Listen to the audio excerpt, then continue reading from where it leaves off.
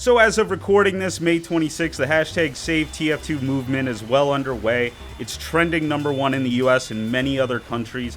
Basically, me, other content creators, and you guys are all tweeting hashtag SaveTF2, explaining what TF2 means to you, the memories that you've made with it, and the impact that it's had on your life. Not only are we, the TF2 community, doing this, but there's other gaming communities getting involved. So for those of you that aren't aware, maybe you haven't played TF2 for a couple years, maybe you just kind of been out of the scene, why are we doing this? Well, there's a couple of problems with TF2 at the moment. First of all, there's a giant bot cheater problem. A lot of games that I run into are absolutely unplayable, at least in North America. That's where I am. I can't speak for other regions, but from what I've heard, it's the same. There's also been a lack of updates. The last major update we had was 4 or 5 years ago. But while we haven't had any major updates, Valve has continued to add cosmetic crates and things like that so we can buy keys so they can make more money while absolutely neglecting this game. But the point of this isn't to be negative towards Valve or anything. The point of hashtag SaveTF2 is to just share your experience with it, what this game means to you, and so that's going to be kind of what I do here. So basically, my personal history of TF2, I actually started playing it in 2008 on the Xbox 360 on the Orange Box. I remember TF2 was the last game I actually checked out on the Orange Box. You know, I played Half-Life because I had heard about it, played Portal, that was really cool as well. And TF2 was just kind of this weird little like class-based multiplayer shooter thing. The second I checked it out, I fell in love with it. It was so good. The art style was so unique. The maps were so unique. It just had this unique environment and feel about it. And it was well put together. It was well balanced.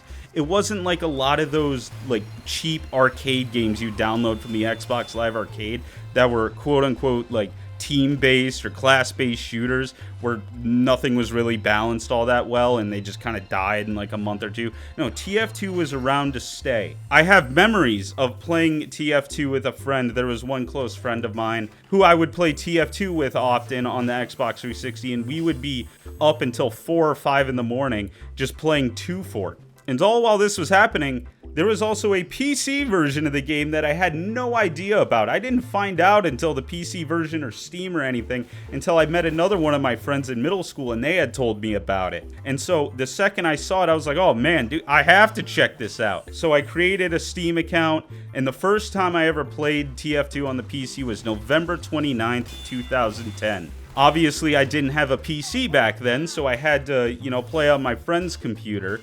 And it was just amazing because, of course, PC had all of the updates. For those of you that don't know, the Xbox 360 version of it and the PS3 version of it never got those major updates like payload, the item drop system, the items, cosmetics, etc. So immediately when I started playing TF2 on my friend's PC, I was like, all right, I have to get a PC.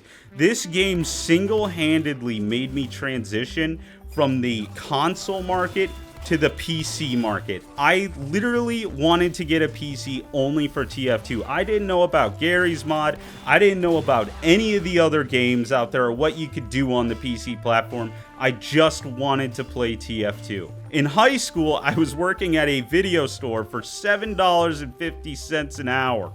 Not much money at all, but I would save and save and save and save so I could buy PC parts to build a PC just so I could play TF2 reliably and consistently.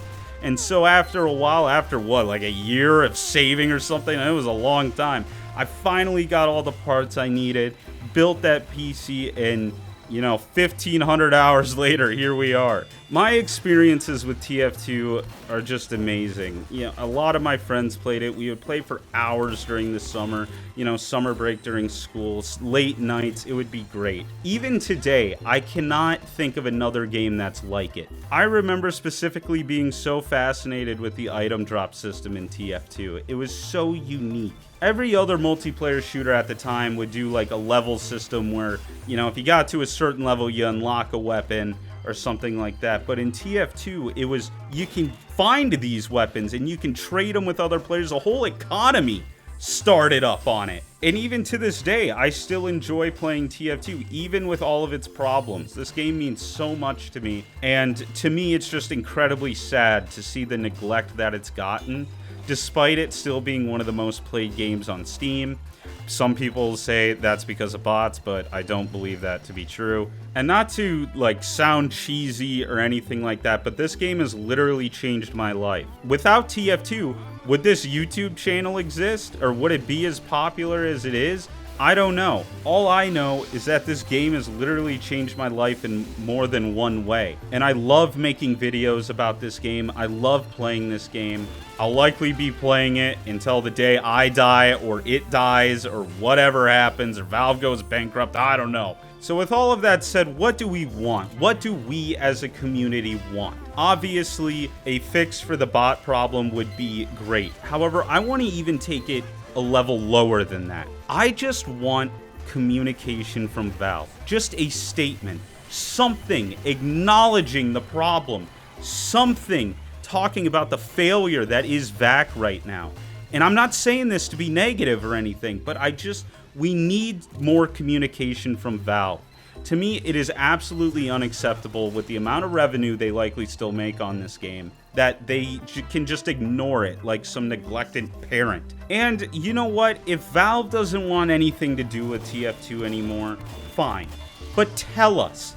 Say something. Or hand it off to another studio. Well, I don't know if that's like the greatest idea. I'm sure the community would be a little decisive about that. But hey, hire people from the community. There have been fan-made community updates out there that look just as great as anything Valve would do. If you showed me some of these updates and they're like, yep, this is an update from Valve, I'd be like, yeah, that's a Valve update. There's people out there who want to work on this. There's people out there who want to solve the problem. We're not asking Valve to put a 200 dev team on it. You know, we're just asking for some basic support for a game they still make plenty of money off of. So I encourage you guys to go out there, go on Twitter, tweet #SaveTF2, explain what this game means to you, what it has done for you, and don't let it just be Twitter. Do it on Facebook, Reddit, YouTube, like this video that I'm making. Share the message, share it everywhere. Make sure to like and share this video too to get the message out there to more people.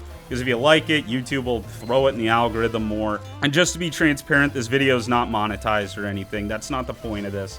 And I don't want to make any money off of this video. I don't care about that. I just want Valve to see this message. I don't hate Valve. I love Valve. They gave us plenty of great things. They're so innovative. But they have a problem when it comes to their communication and how they handle things sometimes. It may seem like I'm kind of bitter and angry sometimes in the videos towards Valve, but I promise it comes out of a place of love for this game. Go to Twitter, go to any social media platform you like, #SaveTF2, share your message. We need everyone we need. Not just big content creators, not just people like me. We need everyone. Yes, you. I'm talking specifically to you. I will sit here and wait until you do it. All right, have you done it yet? No? Go do it. All right, with that said, I hope you guys have a good one. Let's hope Valve sees this and responds to it, and I'll see you next time.